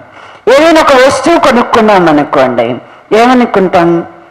ఇది ఎంత బాగున్నది, నేనే దీన్ని ఇంత బాగా సెలెక్ట్ చేసుకున్నాను అనుకో. స్త్రీలకైతే మరి ముఖ్యంగా వస్త్రాలు నిజంగా ఎంత బాగా నేను కట్టుకున్నాను, ఎంత బాగా నేను సెలెక్ట్ చేసుకున్నాను, ఎంత గొప్పది అంటే ప్రతి విషయంలో చిన్నది పెద్దది హృదయంలో ఏమైపోతామంటే మనలో మనము ఉప్పొంగిపోతా ఉంటాం. మనలో మనం ఇది నా గొప్ప అని మనము ఫీల్ అయిపోతూ ఉంటాం. మనలో మనం ఏం ఫీల్ అవుతాం? తెలుసు మనం అలా అనుకోకూడదని. దేవుడిస్తే ఏది ఇచ్చినా మనకి దేవుడిస్తే తప్ప మనకు మనంగా దేన్నైనా సంపాదించుకోగలమా?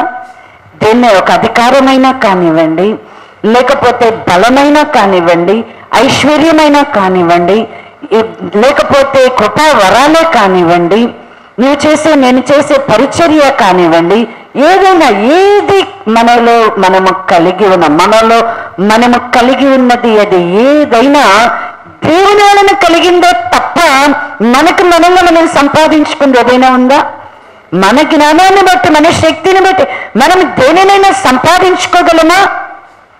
మన శక్తిని బట్టి, మన జ్ఞానాన్ని బట్టి మనము దేనిని కూడా మనము సంపాదించుకోలేం.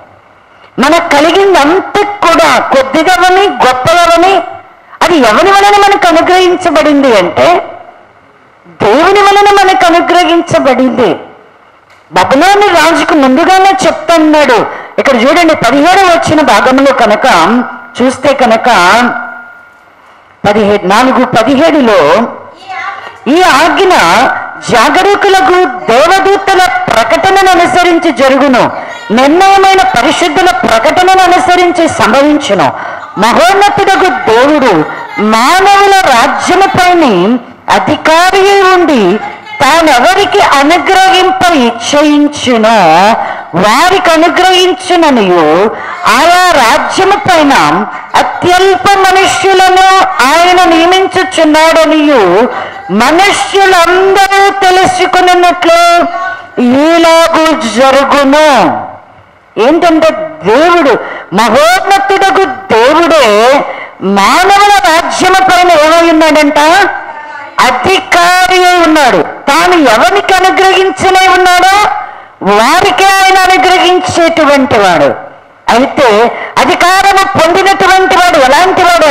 అత్యల్పులైనటువంటి మనుష్యులను ఆయన నియమించుచున్నాడు అనేటువంటిది మనుష్యులందరూ కూడా తెలుసుకోవాలి అనేటువంటి దాని కొరకే.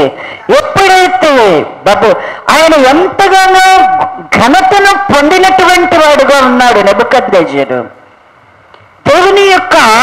దేవుని చేత మరి హెచ్చించబడినటువంటి వాడుగా ఉన్నాడు. అయితే ఎంతగా హెచ్చింపబడ్డాడో అంతగా ఏమై ఉన్నాడు? తగ్గించబడ్డాడు. ఎలాగా? మనుషులందరూ వారి మధ్యలో నుంచి తరిమి వేసేటట్లుగా, పశువులు గడ్డిని మేసినట్లుగా ఆయన గడ్డి మేసేటట్లు, ఆకాశపు మంచు కురిస్తేనంట పక్షిరాజు వలె ఆయనకు కూడా ఏం కలిగినాయి? రెక్కలు కలిగినాయి. అంటే ఎంతగా పశువులు మేసినట్లుగా, గడ్డి మేసేటట్లుగా చేయాలి. ఎవరి వలన ఇది కలుగుతున్నది? అధికారం ఇచ్చేవాడైనా దేవుడే, తీసివేసేవాడైనా ఎవరు? ఇది మనకి తెలియబడాలా, ఇది దేవుని వలన దీని కొరకు. అందుకనే ఆ బ్రహ్మాండముగా ఉన్నటువంటి ఆ చెట్టునంతా కొట్టివేయబడతా ఉన్నది, కానీ మొద్దు మాత్రము ఉంచాడంట. ఎందుకు? మరలా తిరిగి దేవుని తట్టు గనక హృదయాన్ని త్రిప్పుకొని ఇది దేవుని వలన కలిగిందే అని చెప్పి గనక పశ్చాత్తాపడితే మరలా తిరిగి మొద్దేమవుద్దంట, చిగురిస్తుంది. దేవుడు ముందుగానే మొత్తం తెలియజేశాడు. కానీ మనం కూడా నెబుకద్నెజరు లాంటి వాళ్ళమే. ఎలాగ? మనకు కూడా తెలుసు. ఏం తెలుసు? మనల్ని మనం హెచ్చించుకోకూడదని తెలుసు. మనుషుల చేత నొప్పి పొందకూడదని మనకి తెలుసు. మనుషులు మెచ్చుకున్నా మనకి ప్రమాదమే, మనల్ని మనం మెచ్చుకున్నా మనకి ప్రమాదమే. ఇది మనల్ని ఏం చేస్తుంది అంటే నాశనానికి నడిపించేటువంటిదిగా ఉంటుంది. కాబట్టి ఈ ప్రమాదకరమే అయినా కూడా మనల్ని మనం మెచ్చుకోకుండా ఉండలేం, మనల్ని మనం గొప్ప చేసుకోకుండా ఉండలేం. అలాగే మనుషులు మెచ్చుకోకపోయినా ఉండలేం, మనుషులు గణపరచకపోయినా ఒప్పుకోలేం. ఈ స్వభావం అనేటువంటిది దేవుని పిల్లలలో ఎంత మాత్రం కూడా ఇదంతా కూడా ఎక్కడ ఉంటుంది? లోపల ఉండేటువంటిది. ఇది అన్యాయము, లోపల మనం చేసేటువంటి వర్తక వ్యాపారాలు, లోపల మనం చేసేటువంటి వర్తకము, మనం చేసేటువంటి వ్యాపారము, మనం చేసే లోపల మనం చేసేటువంటి పాపము, ఇవన్నీ బయటకు వచ్చిందాకా మనం ఎలా అంటాం? జనాలందరికీ యథార్థవంతులు అన్నట్టుగా కనబడి, కానీ ఖచ్చితంగా ఒక దినాన దేవుడు ఏం చేస్తాడంట? నువ్వు ఎంత ఆకాశానికి ఎక్కిపోతానని నువ్వు మనస్సులో అనుకున్నా తీసుకెళ్ళి ఎక్కడ పడేస్తాడంట? పాతాళంలో, నరకంలో నిన్ను ఒక మూలకి పడద్రోస్తానంటున్నాడు. కెరూబుతో తేజో నక్షత్రంతో కెరూబుతో దేవుడు మాట్లాడినే రాజులందరూ చూచుచుండగా నేలను పడద్రోస్తానంటున్నాడు. చూడండి, బబులోను రాజును గురించి రాయబడి నెబుకద్నెజరుని గురించి చూసాం. మనుషులందరూ ఆయన ఏం చేస్తున్నారంట? తరిమి వేస్తూ ఉన్నారు. పశువులు మేసినట్లుగా ఆయన గడ్డిని మేపిస్తూ ఉన్నాడు అనేది. దావీదు గారిని గురించి కూడా చూద్దాం. ఒక మాటని జ్ఞాపకం చేసుకుందాం. సమూయేలు గ్రంథము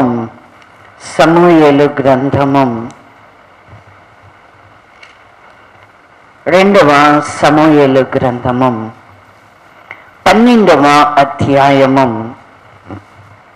10వ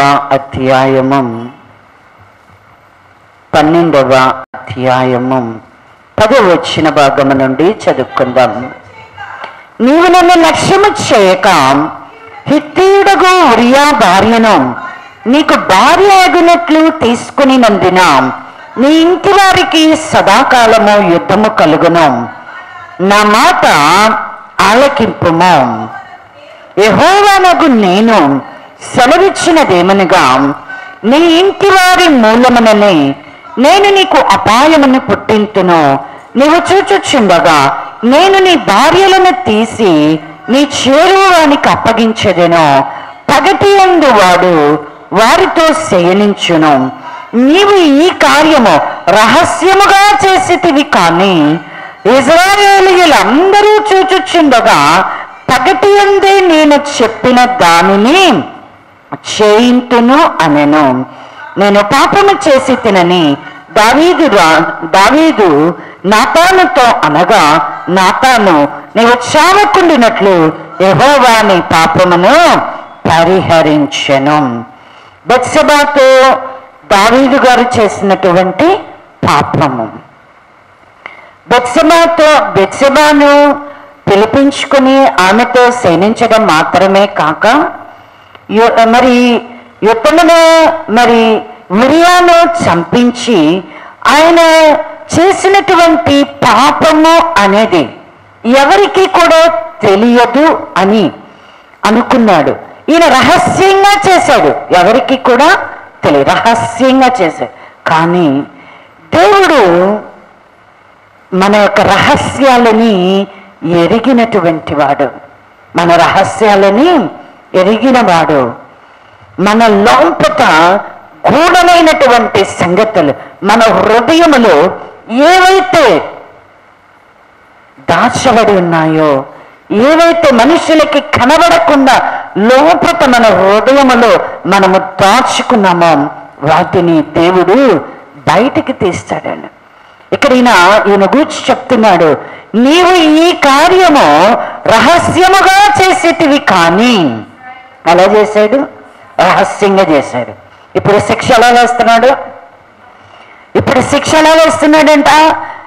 ఇశ్రాయేలీయులందరూ చూచుచుండగా పగటి యందే నేను చెప్పిన దానిని చేయింతును. అంటే రహస్యంగా చేశాడు. మనం అనుకున్నా ఎవరు చూడట్లేదు, ఎవరికి తెలియదు. లోపట నా ఆలోచనలు, నా తలంపులు ఎలా ఉన్నాయో ఎవరికి తెలియదు అనుకుంటాం. నేను రహస్యంగా చేసేటువంటి క్రియలు ఎవరు చూడట్లేదు అనుకుంటాం. కానీ ఒకడున్నాడు, మన యొక్క హృదయాలను పరిశోధించేవాడు, మన యొక్క అంతరింద్రియాలను పరిశీలించేది. మన హృదయాల కన్నా కూడా ఆయన అధికుడై ఉన్నాడు. మనం చేసేటువంటి క్రియలను ఆయన కనిపెట్టి చూచుచూ ఉన్నాడు. కాబట్టి ఖచ్చితంగా నేను రహస్యంగా చేశాను, ఇది నా హృదయంలో ఎవరికి తెలియదు, నేను చేసింది ఎవరికి కనబడలేదు అనుకుంటామేమో.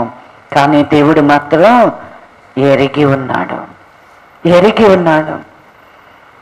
ఖచ్చితంగా మనం అనుకుంటాం రహస్యంగా చేసాం, కానీ మనుషులందరి ఎదుట ఆయన ఏం చేస్తాడంట? బాహాటంగా మనకేం చేయబోతున్నాడు? శిక్ష అనేటువంటిది విధింపబోతాడు.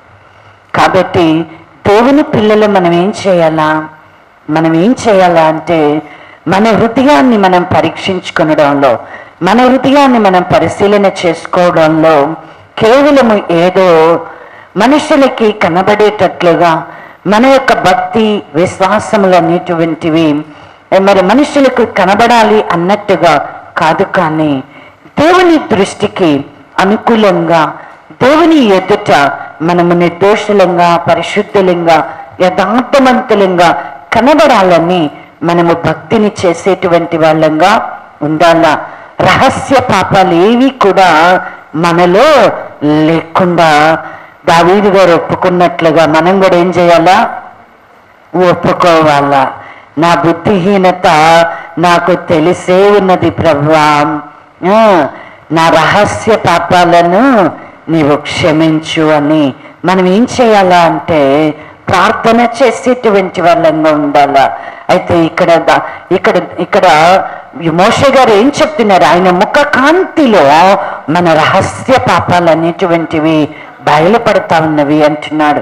మనమైతే మనుషుల దృష్టికి కనబడాలనుకుంటాం. చూడండి, మరి యొక్కని గూర్చి క్రొత్త నిబంధనలో కనుక మనం చూస్తే లూకా సువార్త 18వ అధ్యాయము 9వ వచన భాగాన్ని చదువుకుందాం.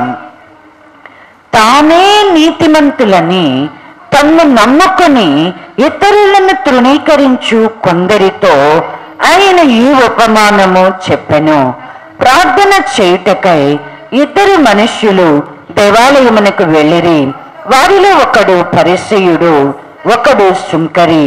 పరిసయ్యుడు నిలువబడి, దేవా, నేను చోరులను, అన్యాయస్తులను, వ్యభిచారులనైనా ఇతర మనుష్యుల వలననైనను ఈ సుంకరి వలననైనను ఉండనందుకు నీకు కృతజ్ఞతాస్తుతులు చెల్లించుచున్నాను.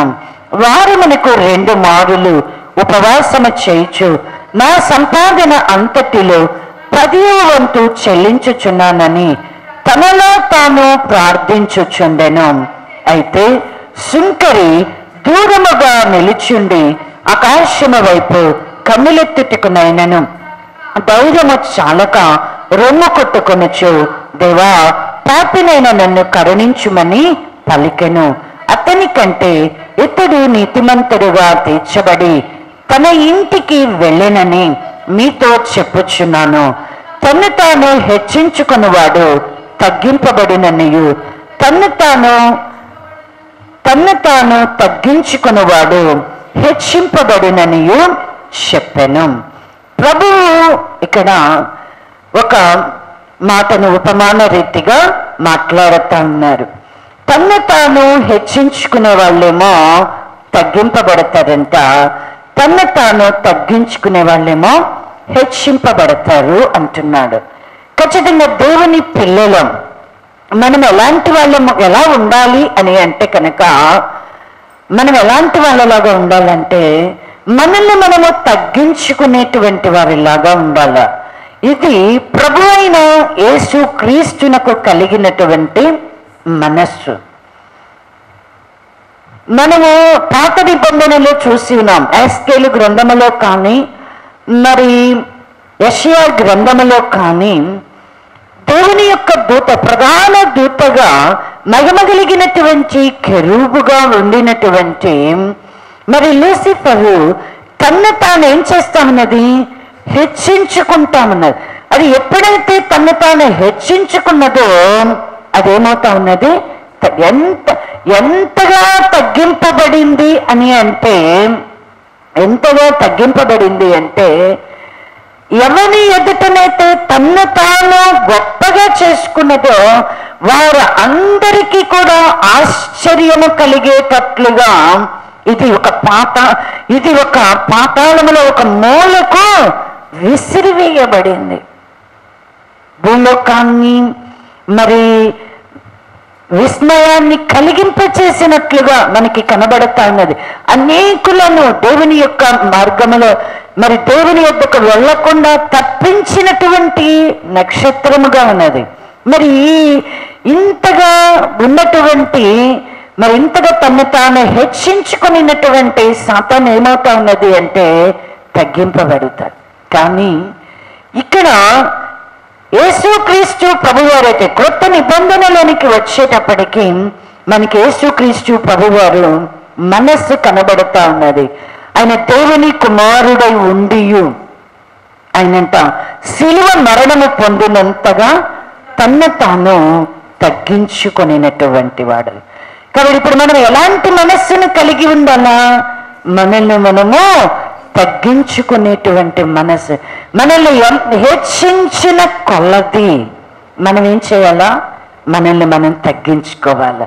ఇక్కడ ఇజ్రాయేలు ప్రజలు, శాస్త్రులు, పరిసయ్యులైనటువంటి వారిని గూర్చి యేసుక్రీస్తు ప్రభువారు మాట్లాడుతూ వారు ఎలా ఉన్నారంటే ఒక ఉపమానాన్ని చెప్తున్నాడు.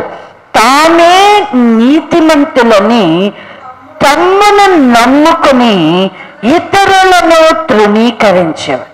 ఈ మనస్సు అనేది మనలో ఉండకూడదండి.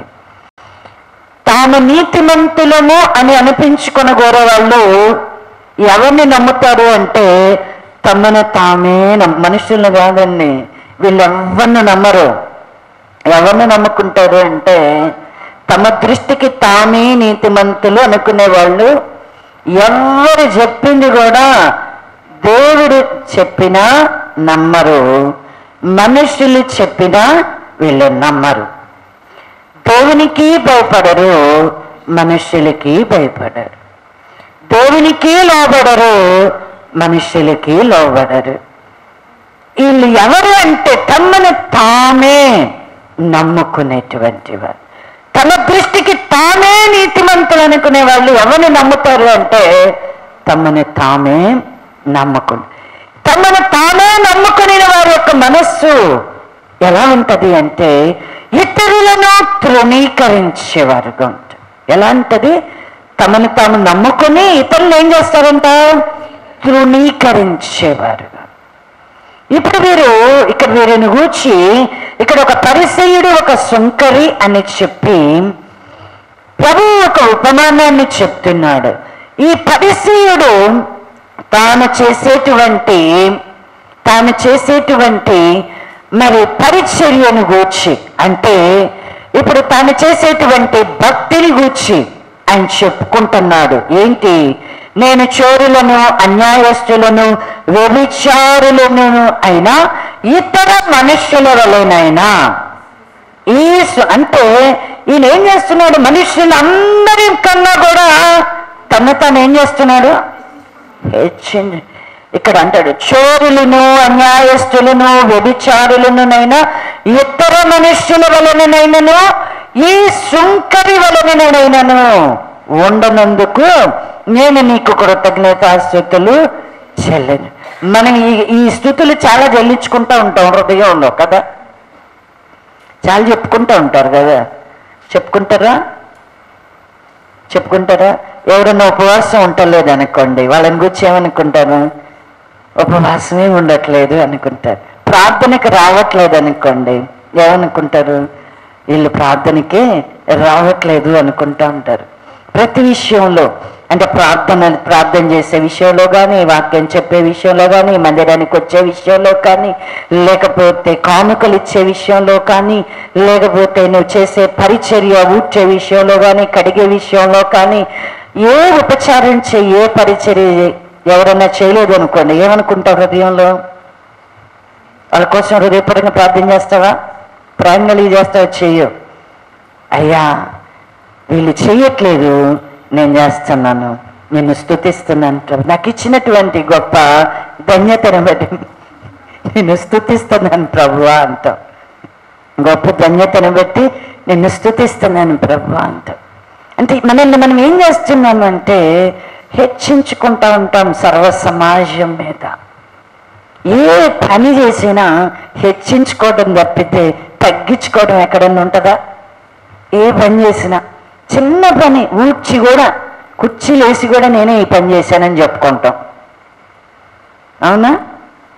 ఏ పనున్నా చెయ్యి, నేనే చేశాను అంటాం. నేనే వచ్చాను. ఎక్కడికన్నా ఎవరన్నా కొంతమంది రాడు, వచ్చావు, నువ్వు మంచిది వచ్చావు కదా, ఏం చేస్తాను?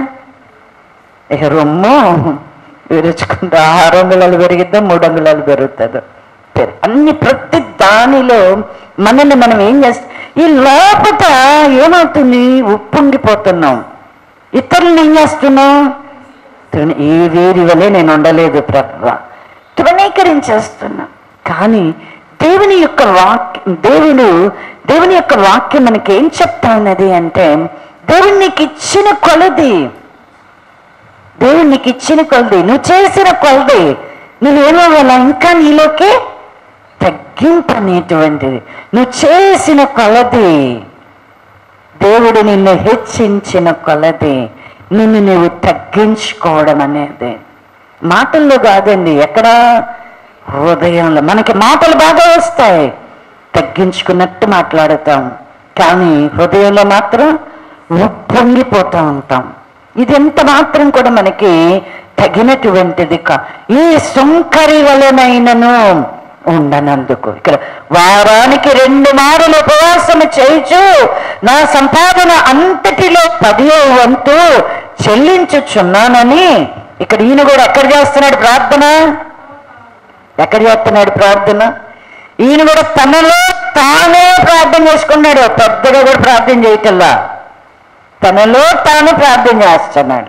కానీ సుంకరి మాత్రం ఎలా ప్రార్థన చేస్తున్నాడు? రొమ్ము కొట్టుకుంటున్నాడు. రొమ్ము కొట్టుకొని ఏమంటున్నాడు? దేవా, పాపినైనటువంటి నన్ను కరుణించమని చెప్తా ఉన్నాడు. ఇప్పుడు మనలో మనము ప్రార్థన చేసే మనం ఏమని ప్రార్థన చేస్తున్నాం? ఏమని ప్రార్థన చేస్తున్నాం? ఎలాంటి ప్రార్థన చేస్తున్నాం? మనల్ని మనం దేవుని సన్నిధిలో హెచ్చించుకునేటువంటి ప్రార్థనలు చేస్తున్నావా? మనల్ని మనం గొప్ప చేసుకునే ప్రార్థనలు చేస్తున్నామా? లేక ఇతరులను తృణీకరించి మనం ప్రార్థనలు చేస్తాం? ఎలాంటి ప్రార్థనలు చేస్తాం? నేను గొప్ప, మనందరు లేదని మాత్రం ఎవరు అనబాకండి దయచేసి. అందరికీ ఎవరి మటుకలకి అందరికీ గొప్పే, పక్కనోడు మాత్రం చిన్నోడే. నీకంటే మాత్రం ఎంత నువ్వు గణపరిచినా సరే నీకంటే మాత్రం చిన్నోడే. నువ్వు గొప్ప చేస్తాను, ఈ అమ్మాయి చూడు ఎంత బాగా పరిచయం చేస్తుందంట, కానీ ఎంత ఎలా హెచ్చిస్తాం? నీకంటే మాత్రం హెచ్చించవు, నీకంటే మాత్రం నీ తర్వాతనే నిన్ను నీవు గొప్ప చేసుకుంటావు. అంటే మనం ప్రతిదీ ఎలా మన అంతరంగము అనేటిది లోపట మనం చేసి, నాలో ఏం లేదండి అన్నావంటే ఖచ్చితంగా నువ్వు అబద్ధం ఆడుతున్నావు. దేవుని వాక్యం నీలో లేదు. లోపల నీ మీద నీకేంటి? గొప్ప నమ్మకం. నువ్వు చెప్పేది రైట్, నువ్వు మాట్లాడేది రైట్, నువ్వు చేసేది రైట్. అది నీ భక్తి కావచ్చు, నీ విశ్వాసం కావచ్చు, నీ ప్రార్థన, అంతా నువ్వు చేసేది కరెక్ట్.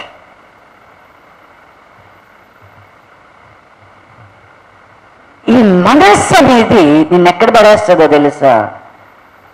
దేవుని పర్వతం మీద నుంచి ఎక్కడికి తీసుకొని వెళ్తుంది? మనల్ని పాతాళంలోకి తీసుకొని వెళ్తుంది.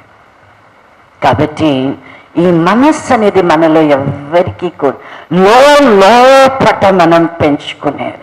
మనలో మనం, ఇది బయటికి కనపడదండి, ఇది బయటికి కనబడేది కాదు. అందుకనే నీ ముఖ కాంతిలో మా రహస్య పాపములు కనబడుచున్నవి, మా రహస్య పాపములు కనబడుచున్నవి. ఆయన ముఖ కాంతిలో మన రహస్య పాపాలంట కనబడదు. ఇవి లోపట ఉండేటువంటి నాచబడి మనలో ఇవి ఉన్నాయి. వీటిని మనం ఏం చేయాలా? ఖచ్చితంగా ఒకే ఒక మాట చెప్పుకొని ప్రార్థనలోనికి వెళ్ళిపోదాం. హెబ్రీలకు రాసినటువంటి పత్రిక, హెబ్రీలకు రాసినటువంటి పత్రిక, హెబ్రీలకు రాసిన పత్రిక 4వ అధ్యాయము 12-13 వచ్చిన భాగాలను చదువుకుని.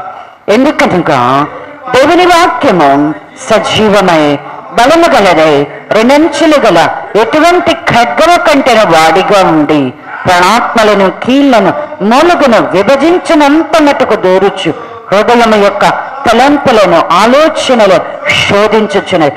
మరియు ఆయన దృష్టికి కనబడని సృష్టము ఏదియూ లేదు. మనమెవనికి లెక్క చెప్పవలసినదో ఆ దేవుని కన్నులకు సమస్తమును మరుగులేక తేటగా ఉన్నది.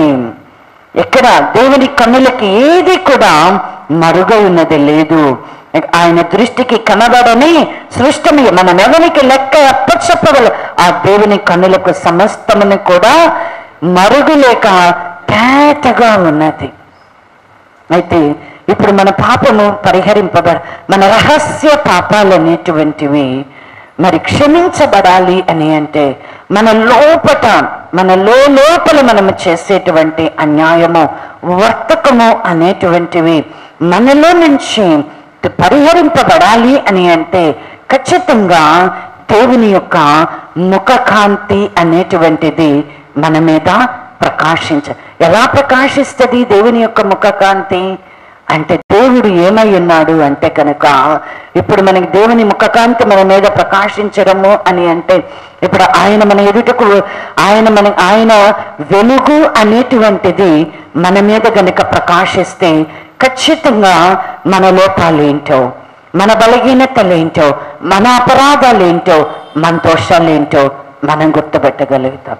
అయితే ఇప్పుడు ఆయన వెలుగు అనేటువంటిది, ఆయన ముఖకాంతి అనేటువంటిది మన మీద ఎలా ప్రకాశిస్తా ఉన్నది అని అంటే కనుక దేవుని యొక్క వాక్యమే.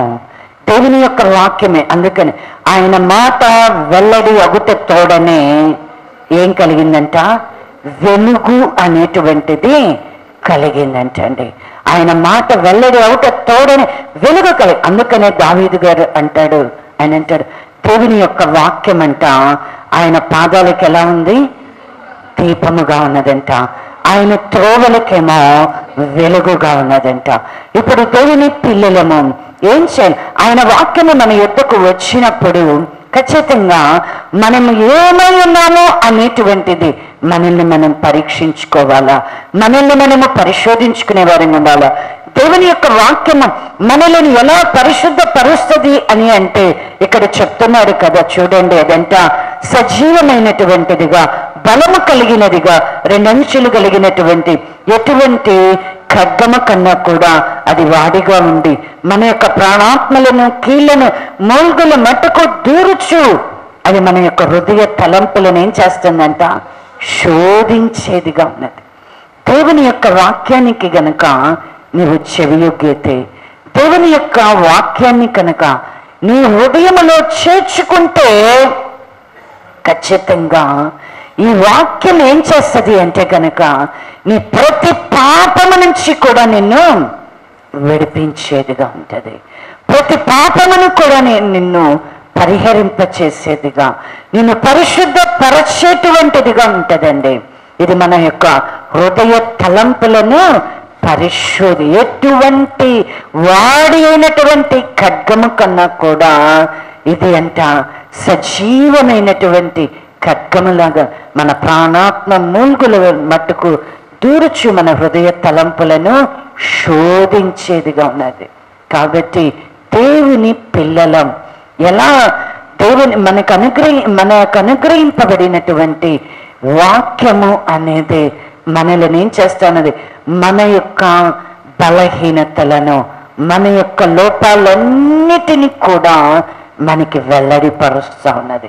మన హృదయ తలంపులన్నిటినీ శోధిస్తూ ఉన్నది.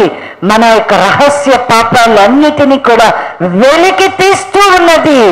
మన లోపల ఎక్కడైతే దాచబడినో ఈ వాక్యం ఏం చేస్తా ఉంది? శోధిస్తూ వెలుపటికి తీసుకొని వస్తుంది. దేవుని మాట చేతనే అవును అపవాది మరి దేవుని యొక్క నక్షత్రముగా, తేజో నక్షత్రముగా ఉండినటువంటి మరి లూసిఫరు, లేదా దేవుని కెరూబుగా ఉండినటువంటి మరి లూసిఫరు పాపము చేసినప్పుడు వారి యొద్దకు ఏమొచ్చింది? దేవుని యొక్క మాట. దావీదు గారు పాపం చేసినప్పుడు వారి యొద్దకు ఏమొచ్చింది అంటే దేవుని యొక్క మాట అనేది వచ్చింది. మరి ఇజ్రాయేలు ప్రజలైనటువంటి వారు దేవుని దృష్టికి పాపం చేసినప్పుడు వారి యొద్దకు ఏం వచ్చింది అంటే దేవుని యొక్క మాట అనేది అనుగ్రహించబడింది. ఎవరైతే దేవుని యొక్క మాటను సమ్మతి కలిగి ఒప్పుకుంటారో, ఎందరు దేవుని యొక్క వాక్యమందు విశ్వాసము కలిగి ఉంటారో, వారు చేసినటువంటి అపరాధాలను, దోషములను ఎవరైతే ఒప్పుకుంటారో వారి యొక్క పాపాలన్నీ కూడా ఏమవుతాయి అంటే క్షమించబడతాయి. వారి పాపాలన్నీ కూడా కడగబడతాయి. నాతాను వచ్చి దావీదుతో చెప్పినప్పుడు దేవుని దృష్టికి నేను విరోధముగా నేను పాపము చేసి తినని మరి దావీదు ఒప్పుకొనుచున్నట్లుగా మనకి కనబడుతా ఉన్నది. కాబట్టి దేవుని పిల్లలు మన పాపములను మనం కప్పుకునే వారంగా ఉండకూడదు. మన పాపాలను మనం ఒప్పుకునే వాళ్ళలాగా ఉండాలి. మరి మొదటి ఆదాము అయితే పాపాన్ని ఏం చేశాడు? తన రొమ్ములోనంట దాచుకున్నాడంట. కానీ మనం అలాగునా ఎంత మాత్రం కూడా ఉండకూడదు. మన పాపాలు దేవుని ఎదుట ఉంచబడి ఉన్నాయి. మన రహస్య పాపాలు ఆయన ముఖ కాంతిలో కనబడుతూ ఉన్నాయి కనుక ఒప్పుకొని విడిచిపెట్టే వాళ్ళంగా పరిశుద్ధపరచబడి దేవుని రాజ్యానికి వారసులు మగునట్లుగా ప్రభువులను సమీపించే వారంగా ఉందాం. అతి కృపా దేవుడు సంఘానికి దయచేయునుగాక. ఆమేన్.